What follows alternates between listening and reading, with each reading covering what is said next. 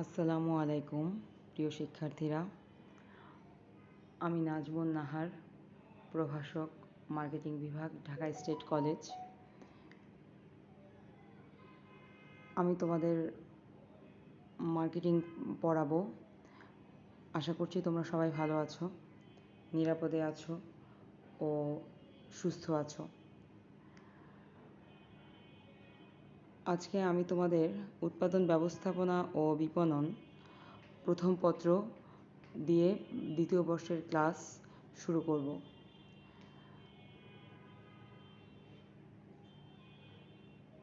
আজকে আমরা পড়ব অধ্যায় 8। তোমাদের এবার সিলেবাস হচ্ছে অধ্যায় 8 থেকে অধ্যায় 10 পর্যন্ত। প্রথম পত্র অধ্যায় 8 থেকে অধ্যায় 10 পর্যন্ত, অর্থাৎ অধ্যায় 8, অধ্যায় 9, অধ্যায় 10। ঠিক অনুরূপভাবে দ্বিতীয় পত্র অধ্যায় 8 থেকে অধ্যায় 10 পর্যন্ত। এই সিলেবাস তোমরা চেষ্টা করবে, আমরা যে অনলাইন ক্লাসগুলো নিচ্ছি, তোমরা চেষ্টা করবে সিলেবাসের প্রতি খুব যত্নশীল হওয়ার। আমরা যখন যেদিন যে টপিকটা পড়াবো, তোমরা অবশ্যই সেই টপিকটা সেদিন শেষ করবে। আজকে আমি প্রথম পত্র অধ্যায় 8 পড়াবো। এই অধ্যায়ের নাম উৎপাদন ক্ষমতা। ক্লাস শুরু করার আগে আমি তোমাদের কিছু নির্দেশনা দিতে চাচ্ছি। প্রথমত, আমার ক্লাস করার জন্য তোমাদের খাতা, কলম, বই এবং পেন্সিল নিয়ে বসতে হবে। আমি তোমাদেরকে যে লাইনগুলো লিখতে বলবো, তোমরা সেই লাইনগুলো খাতায় লিখবে। অবশ্যই আজকে তারিখ দিয়ে লিখবে এবং পাঠ্য বই এবং পেন্সিল সাথে রাখবে। যদি আমি কখনো বলি কোনো লাইন গুরুত্বপূর্ণ, তোমরা অবশ্যই সেই লাইনটি পেন্সিল দিয়ে বইয়ে মার্ক করে রাখবে। আর তোমাদেরকে অবশ্যই খাতা মেনটেন করতে হবে। তোমরা আমার ক্লাসেও মার্কেটিং খাতা মেনটেন করেছো। যাদের কাছে এখন মার্কেটিং খাতা নেই, তারা খাতা সংগ্রহ করবে এবং আজকে থেকে তারিখ দিয়ে লিখবে। এখন আমরা শুরু করতে যাচ্ছি অধ্যায়। প্রথমে আমরা আজকে কি পড়ব, আজকের আলোচ্য বিষয়সমূহ বলছি। উৎপাদন ক্ষমতার সংজ্ঞা, উৎপাদন ক্ষমতার প্রকারভেদ, উৎপাদন ক্ষমতার পরিমাপ, উৎপাদন ক্ষমতার ব্যবহার। আমাদের প্রথম টপিক হচ্ছে উৎপাদন ক্ষমতার সংজ্ঞা। উৎপাদন ক্ষমতার সংজ্ঞায় যাওয়ার আগে আমি প্রথমেই বলতে চাচ্ছি যে ক্ষমতা কী। নর্মাল ক্লাসে যেটা হয়, আমরা অনেক এক্সাম্পল দিয়ে স্টুডেন্টদের দাঁড় করে রেখে একটা ধারণা নেই। প্রতিটা ক্লাসেই আমরা এভাবে করে ধারণা নেই। এখন এই ক্লাসে এভাবে সম্ভব না, কিন্তু তবুও আমি তোমাদেরকে একটু চিন্তা করতে বলছি যে ক্ষমতাটা আসলে কী। ক্ষমতাটা হচ্ছে আমি কতটুকু করতে পারবো, এটা আমার ক্ষমতা। তুমি কতটুকু করতে পারবে, এটা তোমার ক্ষমতা। ঠিক তেমনিভাবে প্রতিটা প্রতিষ্ঠানের কিছু ক্ষমতা আছে। একটা প্রতিষ্ঠান যদি 50 টন মাল উৎপাদন করতে পারে, তাহলে এটা সেই প্রতিষ্ঠানের উৎপাদন ক্ষমতা। অন্য একটি প্রতিষ্ঠান যদি 100 টন মাল উৎপাদন করতে পারে, তাহলে সেটা অন্য আরেকটা প্রতিষ্ঠানের উৎপাদন ক্ষমতা। সব প্রতিষ্ঠানের উৎপাদন ক্ষমতা সমান না। সব প্রতিষ্ঠান সমপরিমাণ উৎপাদন করতে পারে না, কাঁচামালের অভাব, শ্রমিকের অভাব, বিভিন্ন কারণে। উৎপাদন ক্ষমতায় যাওয়ার আগে আমাদেরকে ক্লিয়ার কনসেপ্ট থাকতে হবে যে উৎপাদন ক্ষমতাটা কী বা ক্ষমতা কী। তাহলে আমরা যদি দেখি যে ছোট ছোট প্রতিষ্ঠান যারা কম করে উৎপাদন করছে, সেই ছোট প্রতিষ্ঠানের উৎপাদন ক্ষমতা কম, বৃহৎ প্রতিষ্ঠানের উৎপাদন ক্ষমতা বেশি। আমাদের সংজ্ঞায় তোমরা দেখো, সংজ্ঞায় আমরা লিখেছি যে কোনো উৎপাদন প্রক্রিয়ায় সর্বোচ্চ ক্ষমতা বা সামর্থ্য যা একটি নির্দিষ্ট সময়ে উৎপাদনের পরিমাণ দ্বারা প্রকাশ করা হয় তাকে উৎপাদন ক্ষমতা বলে। এখানে তোমরা এই সংজ্ঞায় গুরুত্বপূর্ণ শব্দ হচ্ছে সর্বোচ্চ ক্ষমতা বা সামর্থ্য আর একটি নির্দিষ্ট সময়। এই শব্দ দুটি সংজ্ঞায় অবশ্যই ব্যবহার করবে। সংজ্ঞায় এই শব্দ দুটি ব্যবহার করে তারপর সংজ্ঞাটি লিখবে। হুবহু এই সংজ্ঞায় পরীক্ষা লিখতে হবে এমন কোনো কথা নেই। তবে যেই সংজ্ঞাই তোমরা লিখো না কেন, কিছু গুরুত্বপূর্ণ শব্দ আছে যেগুলো তোমরা চেষ্টা করবে ব্যবহার করার। তাহলে আমাদের সংজ্ঞায় বলছে যে একটা প্রতিষ্ঠান তার সর্বোচ্চ ক্ষমতা, যেটা আমি তোমাদের কিছুক্ষণ আগে বুঝিয়েছি, যে একটা প্রতিষ্ঠান যদি 50 টন মাল উৎপাদন করতে পারে সেটাই তার সর্বোচ্চ উৎপাদন ক্ষমতা, সর্বোচ্চ ক্ষমতা। সুতরাং একটা নির্দিষ্ট সময় পর্যন্ত একটা প্রতিষ্ঠান যতটুকু তার ক্ষমতার মধ্যে যতটুকু সম্ভব সর্বোচ্চ উৎপাদন করতে পারবে সেটাই উৎপাদন ক্ষমতা।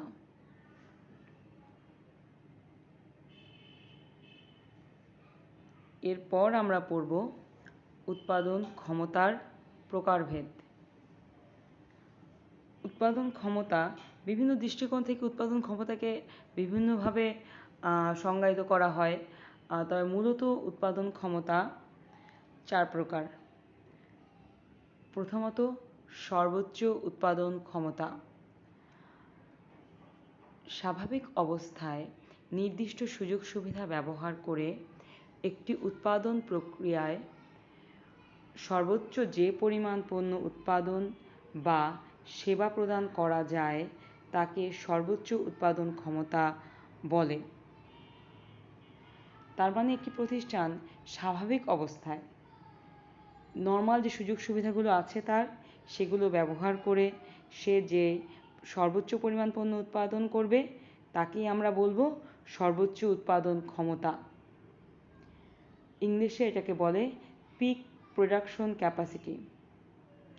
এক্ষেত্রে মূলত কাঁচামাল, কর্মী, ব্যবস্থাপনা প্রভৃতির সর্বোচ্চ ক্ষমতা বিবেচনা করা হয়। আমি এইমাত্র যে লাইনটি বললাম, এই প্রত্যেকটা পয়েন্ট, এই প্রতিটা উপাদান তোমরা পাঠ্য বইয়ে পাবে। তোমাদের এমসিকিউর জন্য তোমরা পাঠ্য বইয়ে এই শব্দগুলোর নিচে দাগ দিয়ে রাখবে। এই টপিকটা যখন পাঠ্য বই পড়বে তখন এই শব্দগুলোর নিচে তোমরা মার্ক করে রাখবে, তাহলে এমসিকিউর জন্য তোমাদের একসাথে পড়া হয়ে যাবে। তারপর আমরা আসছি প্রকৌশলগত উৎপাদন ক্ষমতা।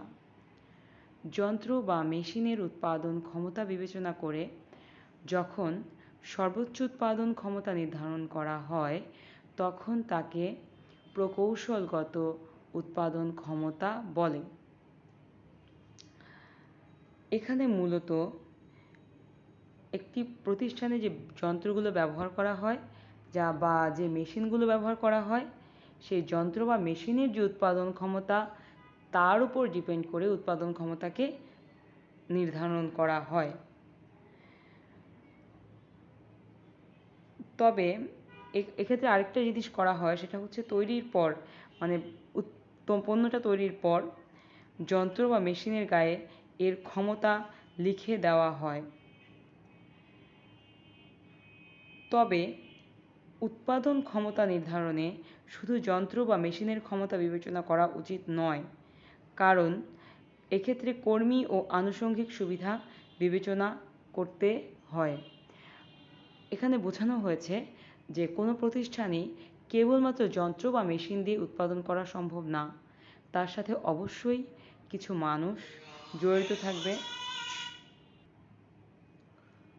তাহলে আমরা যখন প্রকৌশলগত উৎপাদন ক্ষমতা সংজ্ঞাটা পড়ব তখন আমরা মনে রাখব যে প্রকৌশলগত উৎপাদন ক্ষমতার যন্ত্র বা মেশিনের পাশাপাশি অবশ্যই কর্মী এবং আনুষঙ্গিক সুবিধা বিবেচনা করেই হিসাব করতে হয়, এটা আমাদের মনে রাখতে হবে। তারপর আমরা পড়ব কার্যকর উৎপাদন ক্ষমতা। কার্যকর উৎপাদন ক্ষমতা হচ্ছে স্বাভাবিক অবস্থায় একটি কারখানা মিতব্যয়িতার সাথে যে সর্বোচ্চ পরিমাণ উৎপাদন করতে পারে তাকে কার্যকর উৎপাদন ক্ষমতা বলে। এখানে সবচেয়ে ইম্পর্টেন্ট শব্দ হচ্ছে মিতব্যয়িতার সাথে। তোমরা এখনই খাতায় লিখে রাখো অথবা বইয়ে দাগ দিয়ে রাখো মিতব্যয়িতার সাথে এই শব্দটাতে, কারণ আমরা যখন সর্বোচ্চ উৎপাদন ক্ষমতা পড়েছি তখনও আমরা স্বাভাবিক অবস্থায় এই সংজ্ঞায় এই শব্দটি ব্যবহার করেছিলাম, সর্বোচ্চ পরিমাণ উৎপাদন করতে পারে এই শব্দটিও ব্যবহার করেছিলাম, কিন্তু এই কার্যকর উৎপাদন ক্ষমতার সংজ্ঞায় আমরা কি ব্যবহার করলাম? মিতব্যয়িতার সাথে। তার মানে স্বাভাবিক অবস্থায় একটি কারখানা যখন তার ব্যয় কম রেখে সর্বোচ্চ পরিমাণ পণ্য উৎপাদন করবে তখন তাকে আমরা কার্যকর উৎপাদন ক্ষমতা বলবো। অর্থাৎ এখানে কম ব্যয় বা মিতব্যয়িতার সাথে এই ব্যাপারটাকে প্রতিষ্ঠান খুব গুরুত্ব দিয়ে বিবেচনা করে। আমাদের প্রকারভেদের শেষ টপিকটা হচ্ছে প্রকৃত উৎপাদন। একটি নির্দিষ্ট কারখানা থেকে নির্দিষ্ট সময়ে নিট যে পরিমাণ উৎপাদন পাওয়া যায় তাকে প্রকৃত উৎপাদন বলে। খেয়াল করো, একটি নির্দিষ্ট কারখানা থেকে নির্দিষ্ট সময়ে নিট যে পরিমাণ উৎপাদন পাওয়া যায় তাকে প্রকৃত উৎপাদন বলে। সর্বোচ্চ উৎপাদন ক্ষমতা বেশি থাকলেও বিভিন্ন কারণে একটি কারখানার উৎপাদন কম হতে দেখা যায়। প্রকৃত উৎপাদন দ্বারা কারখানার প্রকৃত অবস্থা জানা যায়। আমি যে লাইনটা মাত্র বললাম সেই লাইনটা আমি বলেছি এমসিকিউর জন্য। প্রকৃত উৎপাদন দ্বারা কারখানার প্রকৃত অবস্থা জানা যায়। তোমরা এই লাইনটি খাতায় লিখে রাখো। প্রকৃত উৎপাদন দ্বারা কারখানার প্রকৃত অবস্থা জানা যায়। তাহলে তোমরা খাতায় উৎপাদন ক্ষমতা প্রকারভেদের পাশে স্টার চিহ্ন দিয়ে 4 কথাটি লিখে রাখো, যাতে তোমাদের মনে থাকে উৎপাদন ক্ষমতা 4 প্রকার। পরীক্ষার সময় পড়তে তাহলে সহজ হবে, মনে রাখাটা সহজ হবে। এরপর আমাদের টপিক হচ্ছে উৎপাদন ক্ষমতার পরিমাপ।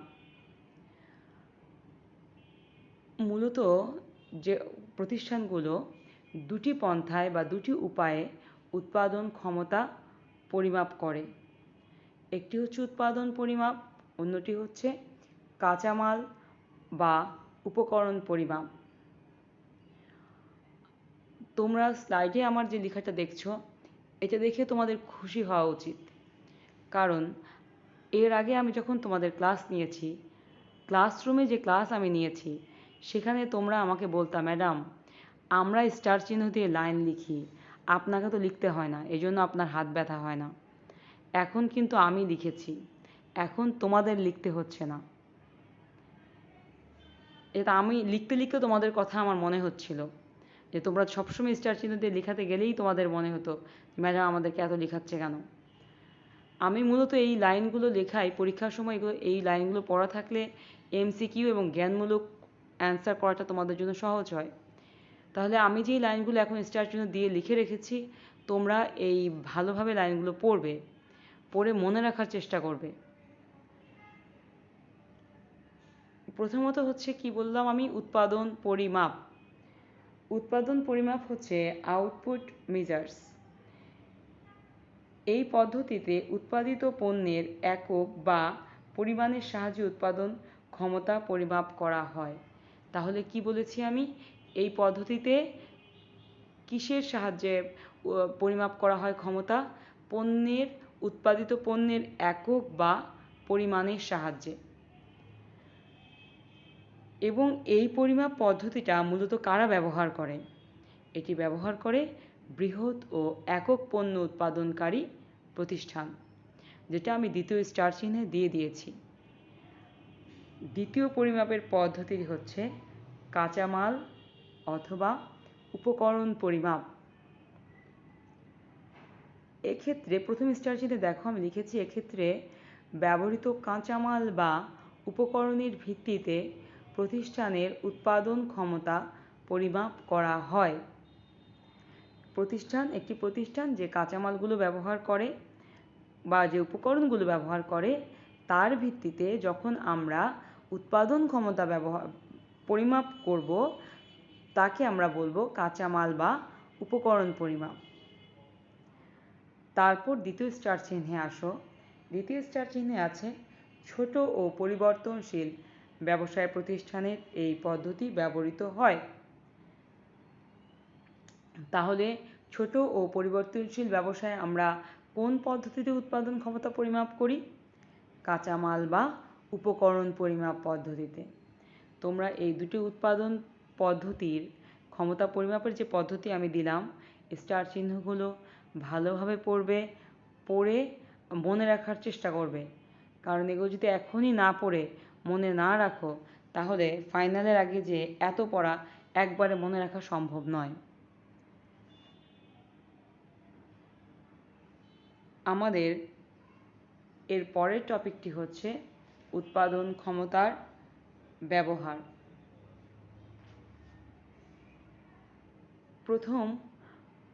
প্রথমটি বর্তমান ব্যবহার বা সদ্ব্যবহার বা সর্বোচ্চ ব্যবহার। এর সূত্রটি হচ্ছে গড় উৎপাদনের হার বাই সর্বোচ্চ উৎপাদন ক্ষমতা ইন্টু 100।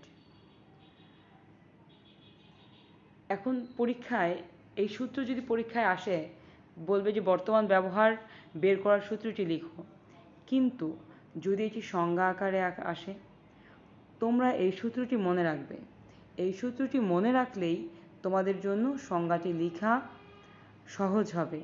তোমরা সবাই সূত্রটার দিকে তাকাও, আমি সংজ্ঞাটা বলছি, তোমরা খেয়াল করবে যে আমার বলা সংজ্ঞাটা সূত্রের সাথে কিভাবে মিলে যাচ্ছে।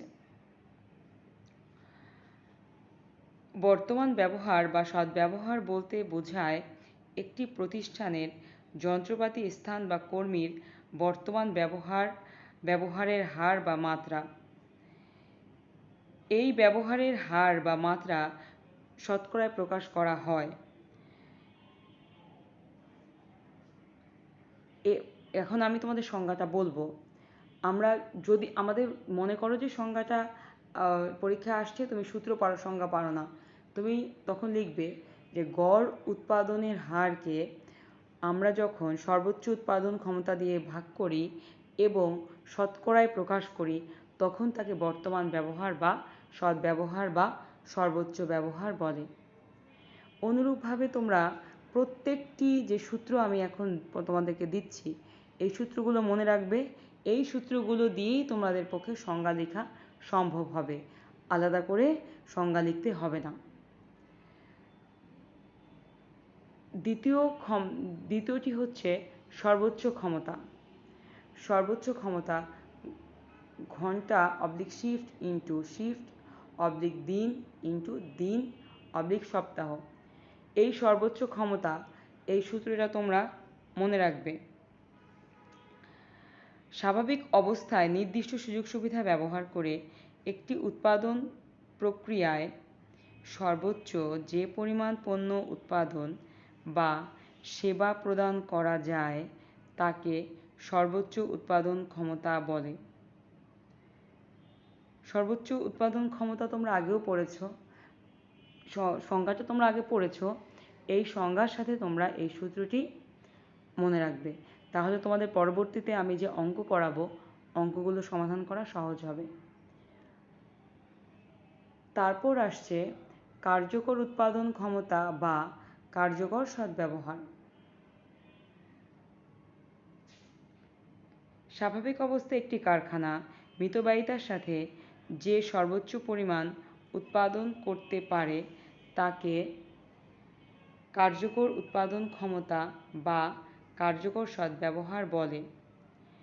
কার্যকর উৎপাদন ক্ষমতা বা কার্যকর সদ্ব্যবহারের যে সূত্রটি আমি তোমাদেরকে এখন দিচ্ছি, সেটি হচ্ছে গড় উৎপাদনের হার বাই কার্যকর উৎপাদন ক্ষমতা ইন্টু 100। এটিও তোমাদের অঙ্ক করতে কাজে লাগবে।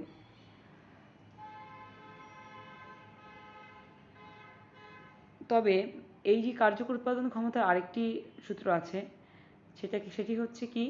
সেটি হচ্ছে প্রকৃত উৎপাদন বাই সিস্টেম দক্ষতা ইন্টু 100। তোমরা বিকল্প সূত্রটিও মুখস্থ করবে, মনে রাখার চেষ্টা করবে। সূত্রগুলো আমি তোমাদেরকে সবসময় ক্লাসে বলি, মনে রাখার চেষ্টা করবে। এর অর্থ হচ্ছে বারে বারে লিখবে বাসায়। মুখস্থ করা কথাটা শুনতে শোভন মনে হয় না, কিন্তু আমরা যেটা করে বলি ক্লাসে, যে তোমরা বারে বারে লিখবে, লিখতে লিখতে তোমার ব্রেন জিনিসটাকে আত্মস্থ করে নিবে। তোমার ব্রেন এটা অঙ্ক করার সময় তোমাকে মনে করিয়ে দিবে যে তুমি খাতায় কি লিখেছিলে। সর্বশেষ হচ্ছে সর্বোচ্চ উৎপাদন ক্ষমতা বৃদ্ধি। একটি প্রতিষ্ঠান আসলে সর্বোচ্চ উৎপাদন ক্ষমতা কিভাবে বাড়াতে পারে? নতুন প্রযুক্তি সংযোজন, নতুন যন্ত্রপাতি যুক্ত, প্রযুক্তি ও যন্ত্রপাতি আপগ্রেড করে দীর্ঘমেয়াদী উৎপাদন ক্ষমতা বৃদ্ধি করা যায়। এর পাশাপাশি শ্রমিকদের কার্যঘণ্টা বৃদ্ধি করেও উৎপাদন ক্ষমতা বাড়ানো যায়।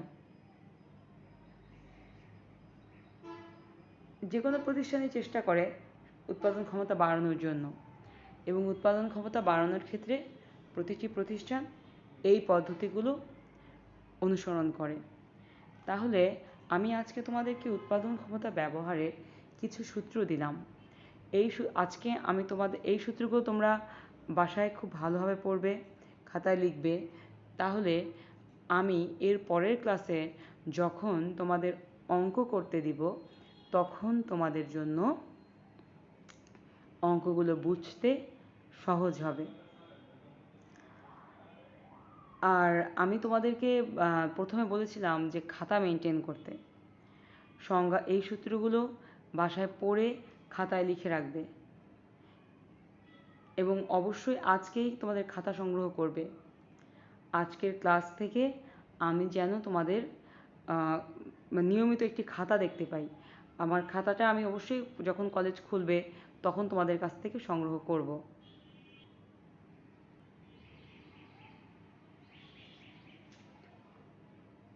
আজকে তোমাদের বাড়ির কাজ। তোমাদের বাড়ির কাজে আমি কিছু সংজ্ঞা দিয়েছি। তোমরা সংজ্ঞাগুলো ভালোভাবে পড়ে তারপর খাতায় লিখবে। সংজ্ঞাগুলো হচ্ছে উৎপাদন ক্ষমতা, সর্বোচ্চ উৎপাদন ক্ষমতা, প্রকৌশলগত উৎপাদন ক্ষমতা, কার্যকর উৎপাদন ক্ষমতা এবং প্রকৃত উৎপাদন। তোমরা আমার এই স্লাইডগুলো দেখবে, বই পড়বে, তারপর ভালোভাবে আত্মস্থ করে খাতায় লিখবে। যেই খাতাটা তোমরা আমার নিয়মিত ক্লাসের জন্য ব্যবহার করছো বা ব্যবহার করবে, সেই খাতাতেই সংজ্ঞাগুলো লিখবে। আমি আবারও বলছি, খাতার উপরে তারিখ দিবে। যখন পরিস্থিতি স্বাভাবিক হবে, ইনশাল্লাহ আবার কলেজ খুলবে, তখন আমি তোমাদের কাছ থেকে খাতা সংগ্রহ করব। বাড়ির কাজটা অবশ্যই খুব গুরুত্বপূর্ণ। আর যেদিনের পড়া তোমরা চেষ্টা করবে সেদিনই শেষ করে ফেলার জন্য। যারা এখনো পর্যন্ত অনেক সময় নষ্ট করেছো, তাদের কাছে আমার অনুরোধ, তোমরা এখন আর সময় নষ্ট করো না। তোমাদের হাতে এখন সময় খুব কম। তোমরা প্রিটেস্টের সিলেবাসটা খুব ভালোভাবে শেষ করো। আমরা যে যা পড়াচ্ছি তোমাদের এক্সট্রা পড়তে হবে না। আমরা যা পড়াচ্ছি তোমরা শুধু আমাদের পড়ার সাথে সাথেই পড়াটাকে শেষ করো, তাহলেই তোমাদের সিলেবাস শেষ হয়ে যাবে। আর আমার হোমওয়ার্ক তোমরা জমা দিবে, কিভাবে জমা দিবে বা কবে জমা দিবে আমি সেটা তোমাদের জানিয়ে দিব। আর যারা এতদিন ধরে ভাবছো তোমাদের সময় নষ্ট হয়ে গিয়েছে, এখন কি হবে, তোমরা প্লিজ এমনটা ভাববে না। তোমরা আজকে থেকে, এই মুহূর্ত থেকেই সময়টাকে কাজে লাগাবে, এবং তোমাদের লক্ষ্যটা তোমাদেরকেই স্থির করতে হবে যে তুমি আসলে কি চাও, তুমি আসলে কি স্বপ্ন দেখো। আমি তোমাদের ক্লাসে একটা কথা সবসময় বলি এবং অনেক উদাহরণ দিয়ে বলি, যে আমার খুব প্রিয় একজন মানুষ এপিজে আবুল কালাম আজাদ। ওনার একটা কথা আছে, মানুষ তার স্বপ্নের সমান বড়। তুমি যা স্বপ্ন দেখবে আসলে সেটাই বাস্তবায়িত হবে। সুতরাং স্বপ্ন দেখো সবচেয়ে ভালো ফলাফল করার, সময়টাকে সর্বোচ্চ কাজে লাগানোর, যাতে কোনো দিন আফসোস করতে না হয়। তো যারা সময়কে কাজে লাগিয়েছো তাদেরকে অনেক ধন্যবাদ। আর যারা এখনও কাজে লাগাচ্ছ না, সময়কে নষ্ট করছো, তারা নিজের তাগিদে সময়টাকে কাজে লাগাও। এখন তোমাদের মনে হতে পারে ম্যাডাম একই কথা কেন বারে বারে বলে। আমি এই কথাগুলো ক্লাসে বারে বারে বলি। বারে বারে বলতে বলতেই হয়তো কেউ কেউ আমার কথাগুলো শুনে। তারা পরীক্ষার পরে আসে, আবার দেখা করে। তারা মনে করে যে এই সময়টায় কাজে লাগানোর ফলেই তাদের একটা ভালো ফলাফল হয়েছে। আমি তোমাদের কাছ থেকে আশা করছি তোমরা আমার কথা শুনবে এবং তোমরা আজকে থেকেই মন দিয়ে পড়ালেখা শুরু করবে। পরিস্থিতি কবে স্বাভাবিক হবে এর জন্য অপেক্ষা করার কোনো দরকার নেই। আজকে আমাদের পড়া এতটুকুই। তোমরা বই পড়বে, আমার স্লাইড দেখবে, বই পড়বে। যদি তোমাদের কোনো সমস্যা থাকে তোমরা কমেন্টে আমাকে জানাবে, আমার মেসেঞ্জারেও আমাকে জানাতে পারো। আমাকে যেভাবেই তোমরা আমাকে জানাবে আমি খুব দ্রুত তোমাদের সমস্যা সমাধান করে দেওয়ার চেষ্টা করব। আর তোমরা আমার চ্যানেলটিকে সাবস্ক্রাইব করে রাখো যাতে পরের ক্লাসটি আসার সাথে সাথে তোমরা ক্লাসটি পেতে পারো। তোমাদের সবাইকে অনেক ধন্যবাদ ক্লাসটি মনোযোগ দিয়ে করার জন্য। সবাই ভালো থাকো। আল্লাহ হাফেজ।